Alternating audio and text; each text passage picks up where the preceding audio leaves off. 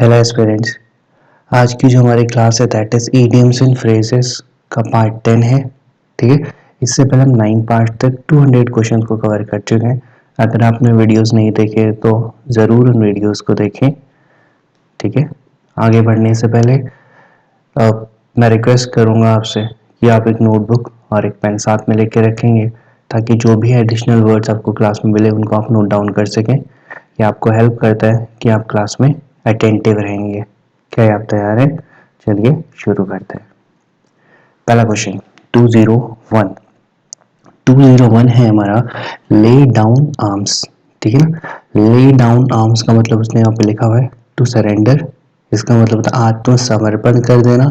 इसको अगर मैं थोड़ा सा और एक्सप्लेन कर दूं तो इसे कहते हैं to put down one's weapons and stop fighting. क्या बोला मैंने? To put down one's weapons and stop fighting. ठीक है ना, यानी जिसको हिंदी में कहते हैं ना हथियार डाल देना या आत्मसमर्पण कर देना, वो इसका मतलब होता है ले डाउन आर्म्स का। समझ आ गया 201? ठीक है, ले डाउन आर्म्स इसका मतलब ले डाउन आर्म्स इसका मतलब होता है सरेंडर कर देना, हथियार डाल देना या आत्मसमर्पण कर देना। ठीक है, 201 समझ आ गया पक्का। Next 202 making hay while the sun shines. ठीक है ना, making hay while the sun shines इसका मतलब होता है taking advantage of a favourable opportunity, यानी इसको बोलते हैं मौके का फायदा उठा लेना। समझ गए ना, क्या बोलते हैं? मौके का फायदा उठा लेना। ठीक है, ये आपने हिंदी में सुना है इसको कि क्या बोलते हैं, चोट तभी करनी चाहिए जब लोहा गर्म हो, है ना। कहते हैं ना कि अगर लोहा गर्म है क्या कर देना चाहिए, अभी चोट कर देना चाहिए।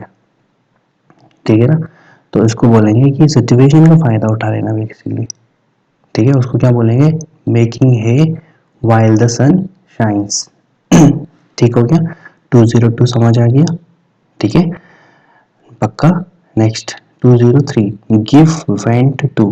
ठीक है, गिव वेंट टू का मतलब यहाँ पे लिखा हुआ है टू एम्फेसाइज, किसी पर ना जोर देके किसी पर्टिकुलर चीज को एम्फेसाइज करना, यानी किसी बात पर जोर देना, उसको बोलेंगे give vent to.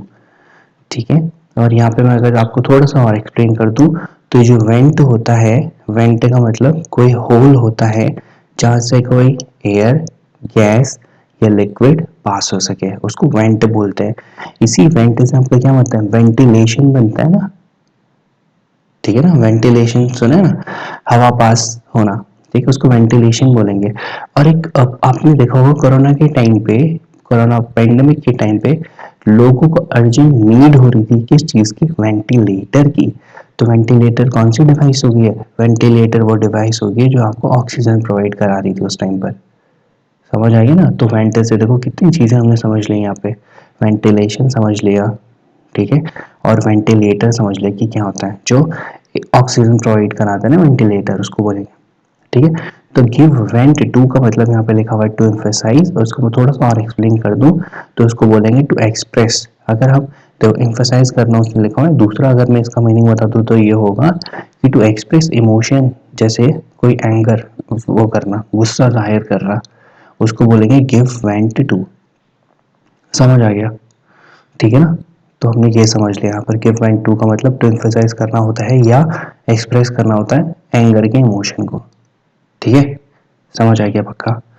Next 204 bone of contention. Bone of contention, ठीक है, इसी के जैसा मैं दूसरा बता देता हूँ, एन एप्पल ऑफ डिस्कॉर्ड।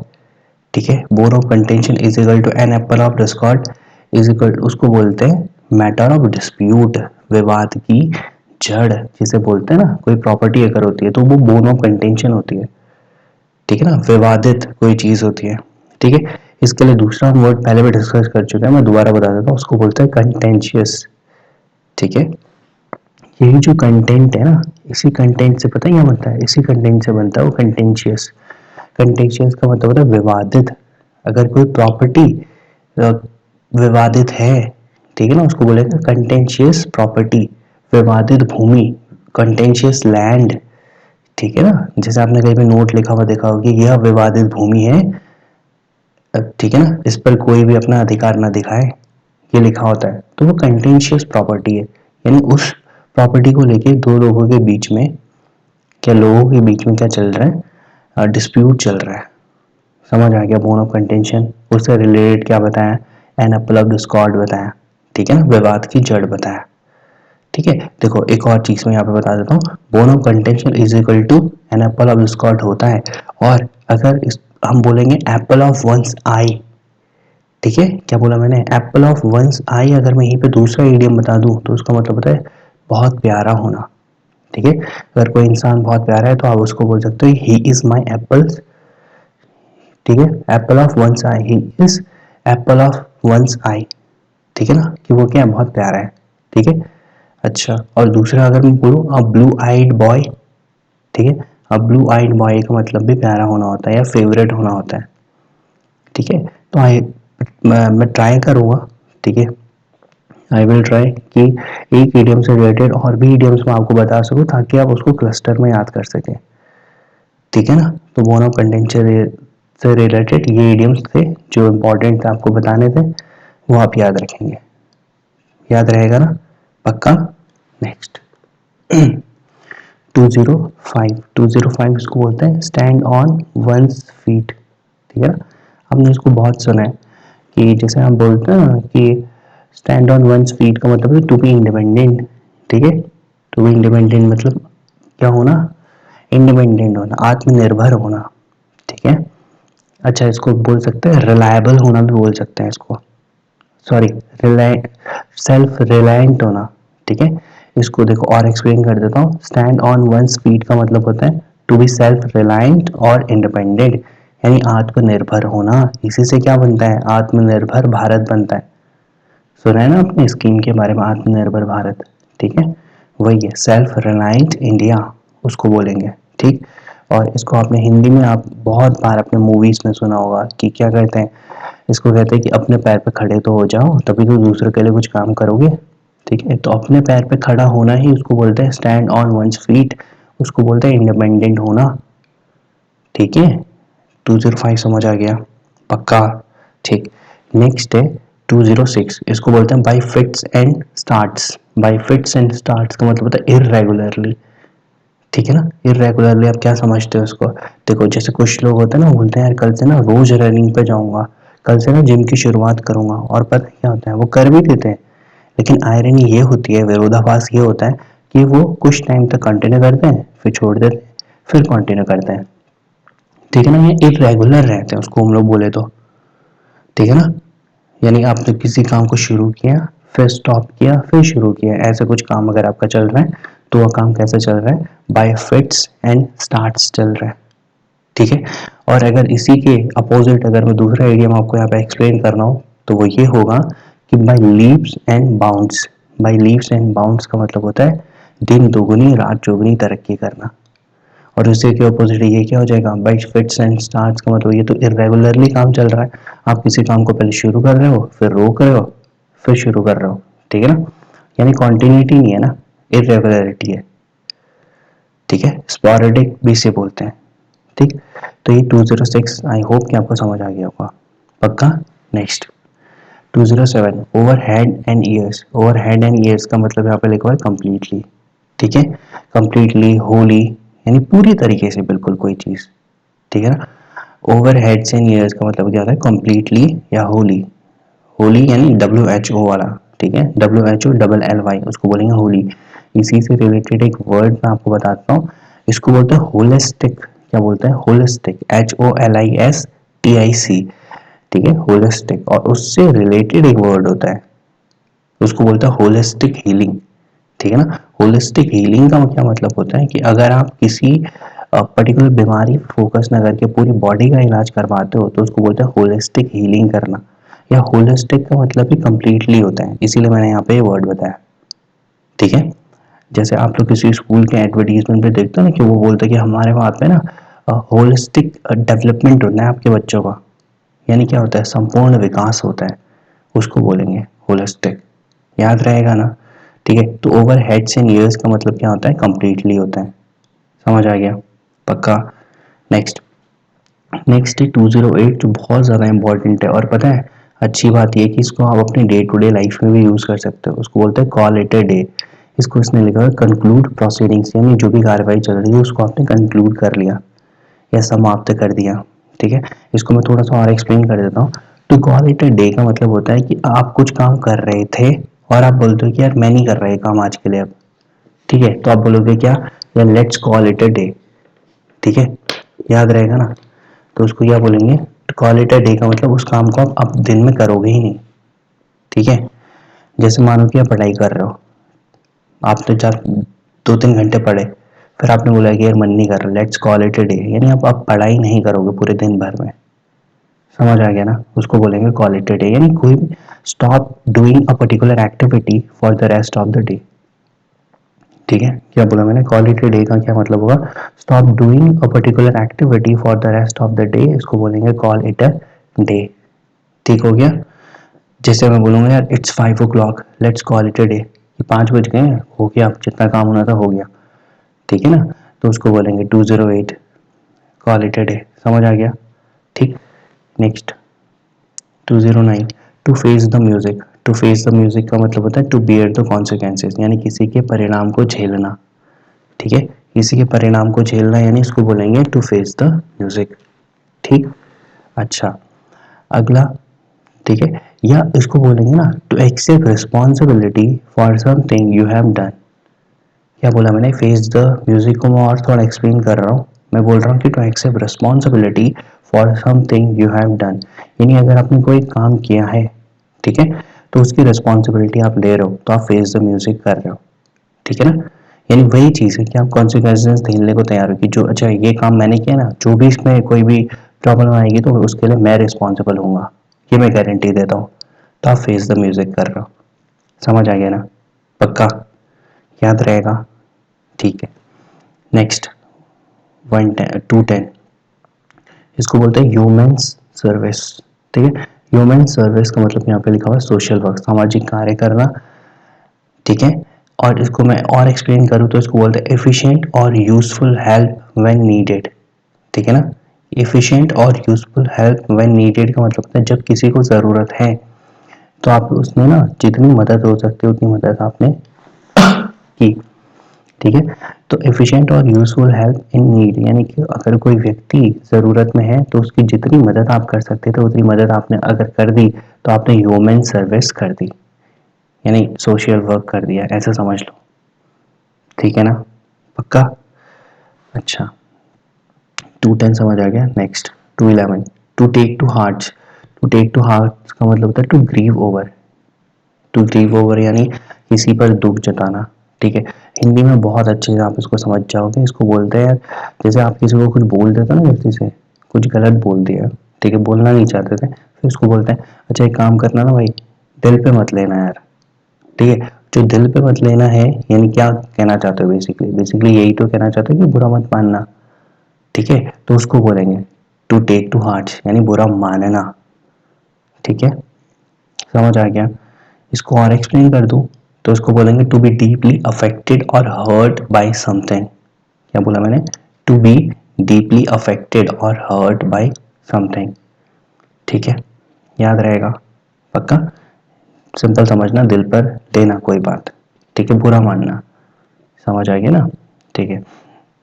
अगला है 212, to smell a rat, to smell a rat का मतलब क्या होता है, इसका मतलब है टू बी सस्पिशियस, सस्पिशियस का मतलब होता है डाउट करना किसी चीज़ पे। और एक और वर्ड मैं आपको बता देता हूँ यहाँ पे, जो व्यक्ति बहुत ज़्यादा डाउट करता है, पता है उसको क्या बोलते हैं, उसको बोलते हैं स्कैप्टिक, क्या बोलते हैं, स्कैप्टिक, ठीक है ना। तो स्मेल अ रैट का मतलब होता है स्कैप्टिक होना, सस्पिशियस होना कि अच्छा कुछ गलत होने वाला है या धोखा होने वाला है, ठीक है, तो उसको बोलेंगे टू स्मेल अ रैट, समझ आ गया, याद रहेगा, पक्का। Next 213, to move heaven and earth, आपने हिंदी में बहुत सुना है, ठीक है। टू ट्राई एवरीथिंग पॉसिबल, सब कुछ कर देना किसी पर्टिकुलर चीज़ को अचीव करने के लिए, इसको हिंदी में बोलते हैं आकाश पाताल एक कर देना। बोलते हैं ना कि मैं ना इस एग्ज़ाम को निकालने के लिए क्या कर दूंगा, आकाश पाताल एक कर दूंगा, या कुछ भी कर दूंगा, ठीक है, जो भी मेरे से जितनी मेहनत मैं कर सकता हूँ उतनी कर दूंगा, तो आप क्या करने को तैयार हो, to move heaven and earth करने को तैयार हो, ठीक है। इसके लिए एक और इडियम मैं बता देता हूँ, उसको बोलते हैं लेफ्ट नो स्टोन अनटर्न्ड, क्या बोला मैंने, लेफ्ट नो स्टोन अनटर्न्ड, इसका मतलब होता है सेम चीज़ होती है। To move heaven and earth मतलब सब कुछ कर देना, किसी भी काम को करने के लिए जितने पॉसिबिलिटीज़ हैं सब ट्राई कर देना, ठीक है। तो उसको क्या बोलेंगे, उसको बोलेंगे to move heaven and earth, ठीक है, पक्का। नेक्स्ट इसको बोलते हैं 214, to take someone for a ride. To take someone for a ride का मतलब है टू डिसीव और चीट समवन, किसी को धोखा देना, ठीक है। तो आप क्या कर रहे हो, उसको someone, taking someone for a ride, किसी को धोखा दे रहे हो, ठीक है। इतना इसका एक्सप्लेनेशन और समझ आ जाएगा, समझ आ गया, ठीक है। नेक्स्ट 215, इन कोल्ड ब्लड, ठीक है, नो इंटेंशनल और एक्साइटेडली, ठीक है ना। देखो इन कोल्ड ब्लड बेसिकली क्या होता है, इन कोल्ड ब्लड बेसिकली आपने देखा होगा कि किलिंग के लिए आता है, बेसिकली किसी को, किसी की जान लेने के लिए आता है, किसी को मारने के लिए आता है। तो अगर किलिंग इन कोल्ड ब्लड, इसको मैं और एक्सप्लेन कर दूं, किलिंग इन कोल्ड ब्लड का मतलब होता है in cruel way without any emotion. क्या बोला मैंने, in cruel way without any emotion, यानी बिना किसी इमोशन के बहुत निर्दयता से किसी की मृत्यु कर देना, किसी की हत्या कर देना, ठीक है, उसको बोलेंगे इन कोल्ड ब्लड, यानी बिना किसी इमोशन के किसी की हत्या कर देना, उसको बोलेंगे कोल्ड ब्लड, ठीक है। किसी की हत्या करने के लिए आता है बेसिकली, तो इसको आप ऐसे याद रखेंगे, याद रहेगा, पक्का। अगला, अ डैम स्क्विब, डैम स्क्विब का क्या मतलब होता है, डिसअपॉइंटिंग रिजल्ट, ठीक है, disappointing result.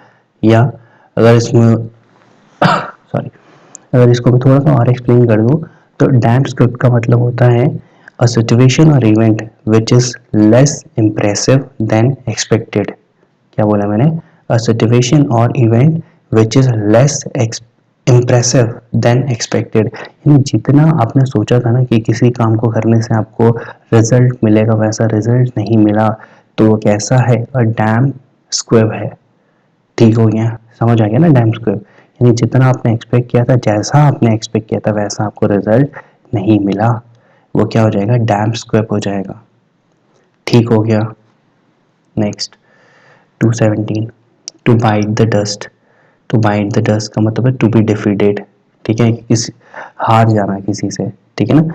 To bite the dust, अगर जैसे मैंने बोला कि इंडिया ने ना ऑस्ट्रेलिया को बाइट द डस्ट कर दिया, ठीक है, India bit the dust to Australia, यानी इंडिया ने ऑस्ट्रेलिया को धूल चटा दी, हिंदी में इसे ऐसे बोलते हैं, यानी हरा दिया ना, ठीक है, याद रहेगा, पक्का। नेक्स्ट है 218, टू बी ऑल एट सी, ये हम पहले भी पढ़ चुके हैं, याद आना चाहिए, क्या बोलते हैं, लॉस्ट एंड कंफ्यूज्ड, ठीक है, यानी कंफ्यूज्ड होना, और पहले भी हम ये डिस्कस कर चुके हैं कि आप समुद्र पर तभी जाते हो, ठीक है, इसके लिए एक और ईडियम था, ऑल एट सी सेम है, ठीक है। तो यानी समुद्र के किनारे तभी जाते हो जब आप परेशान होते हो, कंफ्यूज्ड होते हो, समझ नहीं आ रहा होता कि क्या करना है, वहाँ पे जो जाके थोड़ा रिलैक्स करते हो, ठीक है ना, और अपनी प्रॉब्लम पे फोकस करते हो तो सोल्यूशन मिलते हैं। ये थोड़ी स्टोरी मैं अपनी तरफ से आपको इसलिए बता रहा हूँ ताकि आप रिलेट कर पाओ, उसको याद कर पाओ, समझ पाओ, ठीक है ना। तो टू बी ऑल एट सी का मतलब होता है लॉस्ट एंड कंफ्यूज्ड, ठीक, परप्लेक्स इसके लिए बहुत अच्छा वर्ड है। 218 समझ आ गया। नेक्स्ट 219, इसको बोलते हैं कोल्ड कंफर्ट, कोल्ड कंफर्ट का मतलब है स्लाइट सेटिस्फेक्शन, स्लाइट सेटिस्फेक्शन का मतलब होता है, देखो क्या होता है कि अगर किसी की कोई प्रॉब्लम है उसका आप सॉल्व नहीं कर सकते, तो आप क्या करते हो, कोशिश करते हो कि उसको थोड़ा सा उसकी हेल्प कर दो, यानी जितना आपसे हो पाता है उतना कर दो, ठीक है, उसको कोल्ड कंफर्ट बोलेंगे। यानी जो काम आपने किसी और के लिए किया, जितनी मदद आपने किसी दूसरे के लिए की, उसमें उस व्यक्ति का काम तो चल जाएगा, पर वो बहुत बहुत अच्छा भी नहीं है, ठीक है, मतलब अभी काम चल जाएगा, स्लाइड सेटिस्फेक्शन है, यानी अभी काम चल जाएगा, बट बहुत अच्छा कोई काम नहीं है, ठीक है ना, यानी बहुत बड़ी हेल्प नहीं है, ठीक है। माना कि सोचो कि किसी को घर चाहिए, आपके पास घर बनाने के पैसे नहीं है, आपने उनको क्या कर दिया, एक हट बना के दे दिया, एक शेल्टर हाउस प्रोवाइड करा दिया, तो वो घर तो नहीं है ना, लेकिन अभी काम चल जाएगा, तो उसको बोलेंगे कोल्ड कंफर्ट, आपने उनके लिए कर दिया, ठीक है, समझ आ रहा है, पक्का, ठीक। नेक्स्ट है bolt from the blue, a bolt from the blue का मतलब होता है अनएक्सपेक्टेड और अनप्लीजेंट इवेंट, ठीक है, यानी कोई ऐसा काम होना जो अनएक्सपेक्टेड था, जिसकी आपको उम्मीद नहीं थी, और कुछ बुरा होना, उसको बोलते हैं a bolt from the blue. और a bolt from the blue को मैं और अच्छा एक्सप्लेन करूँ, कोशिश करूँ इसको एक्सप्लेन करने की, तो उसको बोलते हैं कि देखो क्या होता है ना कि जैसे बिजली चमकती है, ठीक है ना, यानी बादल गरजते हैं तो हमारी मर्जी से नहीं होते हैं, खुद ही गरजते हैं, तो अनएक्सपेक्टेड होता है कोई काम। तो बोल्ट फ्रॉम द ब्लू का मतलब ब्लू आसमान होता है ना, तो वहां से बोल्ट आता है, बिजली चमकती है, उसको वो समझ सकते हो कि अनएक्सपेक्टेड या अनप्लेजेंट कोई इवेंट हो जाता है, ठीक है ना, जो आपने नहीं चाहा था, कोई कुछ बुरा हो जाता है और अनएक्सपेक्टेड हो जाता है, तो उसको आप बोलोगे that is a bolt from the blue. ठीक हो गया, समझ आ गया। Next, to feather one's nest, ठीक है, टू फेदर वंस नेस्ट का मतलब होता है to make oneself rich, ठीक है, पोजीशन के टर्म्स में भी हो सकता है, मॉनेटरी टर्म्स में भी हो सकता है। देखो क्या करता है, देखो अगर कोई व्यक्ति ऐसा है जो अपने ही जो नेस्ट है, अपना ही जो घोंसला है, उसी को बनाना चाहता है, यानी अपना ही फायदा देख रहा है, ठीक है, to make oneself rich, या तो पोजीशन की टर्म में या तो मॉनेटरी टर्म्स में, ठीक है ना, जैसे कुछ लोग होते हैं ना कि मेरा ही फायदा होना चाहिए, ठीक है ना, मुझे और जनता से फर्क नहीं पड़ता, मेरा फायदा होना चाहिए, तो वो क्या कर रहे हैं basically to feather one's nest कर रहे हैं, ठीक है, यानी अपना फायदा देख रहे हैं बेसिकली ना, उसको बोलेंगे टू फेदर वंस नेस्ट का मतलब है अपना प्रॉफिट देखना, चाहे वो पोजीशन के टर्म्स में हो चाहे मॉनेटरी टर्म्स में यानी पैसों के टर्म्स में हो, ठीक है, समझ आ गया, पक्का।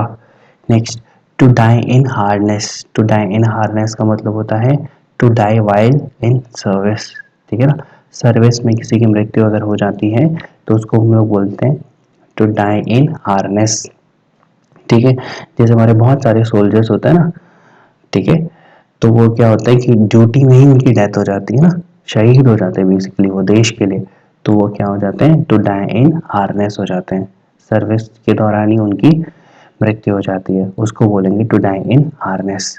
222 समझ आ गया, पक्का। Next, 223, to show a clean pair of heels, to show a clean pair of heels का मतलब क्या होता है, टू स्केप या रन अवे, यानी भाग जाना कहीं से। इसके लिए एक और इडियम हम पहले पढ़ चुके हैं जिसको हमने बोला था टुक टू हील्स या टेक टू हील्स, इसका मतलब भी क्या था, रन अवे था, भाग जाना कहीं से, या show a clean pair of heels, ठीक है ना, इसका मतलब भी क्या है, भाग जाना, स्केप करना, बच निकलना कहीं से या भाग जाना। 23 समझ आ गया, पक्का।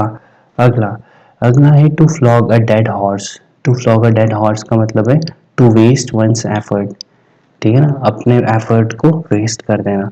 इससे रिलेटेड एक और इडियम मैं आपको बताता हूँ, उसको कहते हैं अ वाइल्ड गूज चेस। क्या बोला मैंने, अ वाइल्ड गूज चेस, तो इसमें मैंने जो गूज बोला, गूज एक पक्षी होती है और वाइल्ड है वो जंगली है, और जंगली पक्षी को पकड़ना, उसको चेस कर रहे हो आप, तो बहुत मुश्किल काम होता है, ठीक है ना, तो वो फ्यूटाइल सर्च है, फ्यूटाइल का मतलब होता है बेकार का, जिसमें आप अपनी एनर्जी और टाइम वेस्ट कर रहे हो बेसिकली, तो उसको बोलेंगे, ठीक है, तो flog a dead horse is equal to a wild goose chase is equal to futile search, या अपनी एनर्जी और टाइम या एफर्ट को वेस्ट करना, समझ आएगा 224, पक्का। नेक्स्ट, अगला है to strain every nerve, to strain every nerve का मतलब होता है टू मेक अटमोस्ट एफर्ट्स, ठीक है ना, यानी जितना, मेक एवरीथिंग पॉसिबल एफर्ट, कि जितना आपसे हो सकता है ना उतना करने की कोशिश करना, तो उसको बोलेंगे टू स्ट्रेन एवरी नर्व, ठीक है, तो यानी हर संभव प्रयास करने की कोशिश करना ना, ठीक है, ये वैसा ही है मूविंग हेवन और अर्थ ऐसे जैसा, ठीक है, टर्न नो स्टोन नहीं लेफ्ट नो स्टोन अनटर्न्ड उसके जैसा, ठीक है, तो यानी हर संभव प्रयास करना।